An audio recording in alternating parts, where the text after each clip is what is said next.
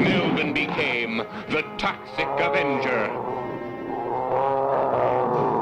The first superhero born out of nuclear waste. All it takes is one movie or franchise for a studio to be really on the map, horror or otherwise. With New Line Cinema, it's the Nightmare on Elm Street films. Lionsgate had the Saw films. Blumhouse puts out double-digit films a year now, but Paranormal Activity is what allowed them to build up the revenue and popularity to do so. And then there's Troma. Now, Troma is a studio like Charles Band's Full Moon, or the few different Roger Corman factories that would put out just a metric ton of films. A Troma film is something like that. By and large, you know what you're gonna get. So from toxic waste that created those pesky CHUDS to toxic waste that gave us the hero that we deserve, the Toxic Avenger.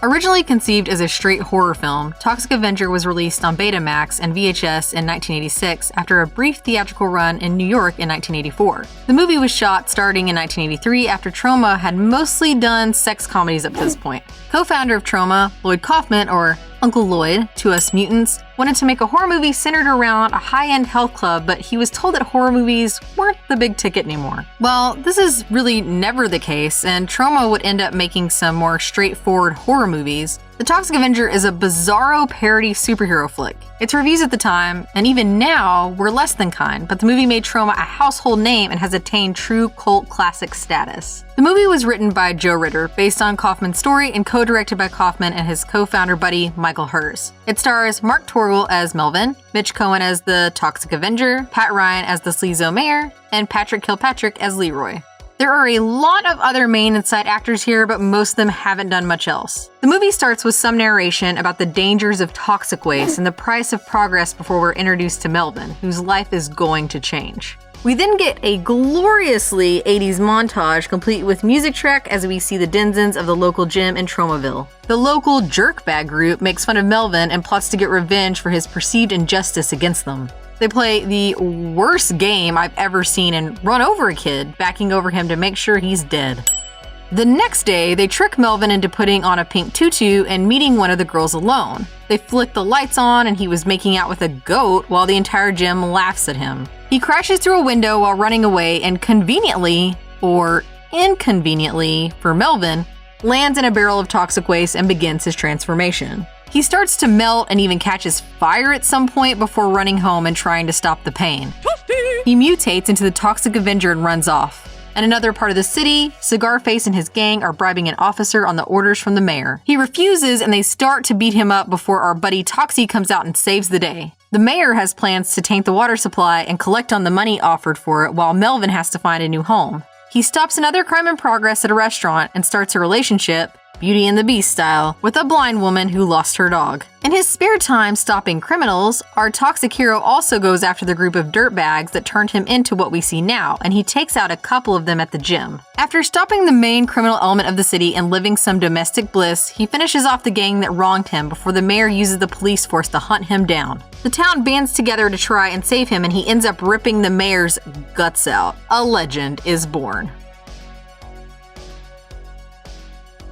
Honestly, you couldn't make this movie without getting canceled today. Reviewers of the time, and even today, sometimes refer to it as irredeemable trash, but in the mid-80s, it was a cult hit. Okay, you got it! If a studio, even a smaller one, tried to make a franchise out of this type of stuff, there would be outrage. Things like using the word retarded, pointing a gun at a baby, and the litany of other overt stereotypes or offenses just don't happen anymore. Well, that's not entirely true because Troma Films still does stuff like this and it's expected from them at this point. If another studio or independent filmmaker tried to introduce this now, it wouldn't work. Not to say that this makes the movie bad, far from it, but it would definitely be a hard sell today. The movie also opens with a workout montage to one of the most 80s sounding 80s songs to ever 80s. It just doesn't happen in the beginning either. The song in a different montage is used later, and the song alone is over the ending credits. It will be in your head for a bit after, and there's nothing you can do about it. Body talk. I love the sound of your body talk. It's really charming and without any dialogue, for the most part, conveys the tone of the entire movie. These types of montages are parodied often in today's movies, but were almost a ticket to entry requirement for 80s flicks. From Top Gun to Rocky and everything in between could have a chance to rock out to a training or a working montage that got our heroes from point A to point B. Main character or not here, it's a style that is sorely missed. Finally, we've talked about how movies take stories out of headlines occasionally for their inspirations. Last episode, we talked about the environmental and toxic waste fear of the 80s and how the Love Canal New York revelation directly influenced our rampant CHUD problem. The dichotomy of these two movies is wonderful. While CHUD used a very scary and very real tragedy to craft the outline of a horror film, Troma takes the premise and flips it on its head to make a superhero origin story for the ages. While still pulling directly from the headlines, Kaufman and team decided to make light of it like someone grieving a tragedy through humor. It works and gives a property longer legs and a better legacy. Most of this movie holds up remarkably well. It's a parody of a superhero movie that has some horror elements sprinkled in. The Toxic Avenger fights with whatever he can find, but he kills the criminals in gruesome ways instead of detaining them for the authorities. It's so different than anything that came before and blows away anything made after that tried to parody or pay homage to it. The gore is unexpected but welcome, and the special effects are done really well considering the budget of the movie. Appendages get deep fried, arms are ripped off, and weightlifting equipment is used to crush skulls rather than pump muscles. Even when the effects are supposed to be horrifying, like when the biker kid is run down or the mayor is gutted, you can't help but appreciate the effort put into the slaughter. The humor also hits more often than not and holds up. They don't try using the same joke over and over again. It's a mix of sight gags like the dozens of walking sticks Toxie's blind girlfriend has or his release when they get intimate for the first time. The overtly Nazi police chief and lead scientist never fail to get a chuckle out of me, and I always forget about it beforehand.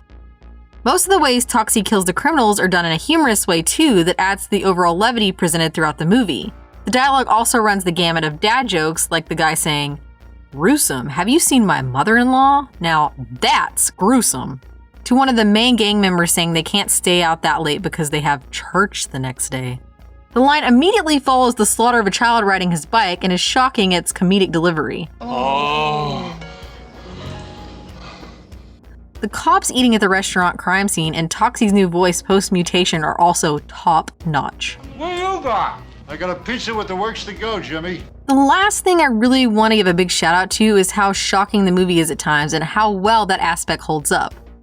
There are things done and said that are pretty reprehensible, but that's the beauty of Lloyd and Troma. Everyone is a terrible person and everyone is made fun of in equal measure. On top of that, the ones who are the worst offenders all pay the ultimate price, which gives you a sense of satisfaction after possibly feeling bad for laughing at such awful things. It's masterfully done and really only matched in other Troma properties like Troma War or Class of Nukem High. We discussed how a movie like this wouldn't get made today by another studio, and that's a good thing. This one was done so lovingly and so tongue-in-cheek that we don't need something like the Toxic Avenger. We just need to watch this one that already exists. He's not the hero we need, but the hero we deserve. Honestly, not much. The movie is a comedic gem with horror aspects that meld together in a beautiful cacophony of strange. If there are a couple of things that maybe don't hold up as well, it's some of the bullying or racism that can be hard to watch, particularly for a first-time viewer. The string of slurs that the lead bully spits out would make you look around the room to see the reactions from the other viewers. The stereotypes are done in a way that tries to make fun of everyone, but can also be a little bit hard to take in 2023. While most of the gore and costumes are cool to look at, there are a handful where they either ran out of time or money or both. Those are a tad nitpicky, but I think the only thing that really feels off is this tonal shift at certain points. The narration and townsfolk in the movie push you to believe that Melvin's accident has created an unwilling superhero, and it tracks with him stopping criminals and the mayor from ruining the town. Well, as much as one can ruin Tromaville anyway, where it kind of turns into a different movie is when he becomes a Jason Voorhees or a Frankenstein's monster as he hunts and kills these bad seeds. The music changes, the tone completely changes, and even his body language changes as he crosses them off his list. This could have been done a little more naturally or even lighter to match the tone of the rest of the film. It speaks to how good the writing is and how bad these guys are that we still root for Toxie through everything. Does the Toxic Avenger stand the test of time? That's a big ol' resounding yup. Not only has the movie survived and gone on to cult status, but has transcended that status. It got 3 sequels, a musical, action figures, video games, and a freaking kids' TV show. While the physical movie may look dated, it still holds fun and amazement at its absolute 10 out of 10 crassness. If you haven't seen it, or it's just been a while, throw on that bad boy and see for yourself why it stands the test of time.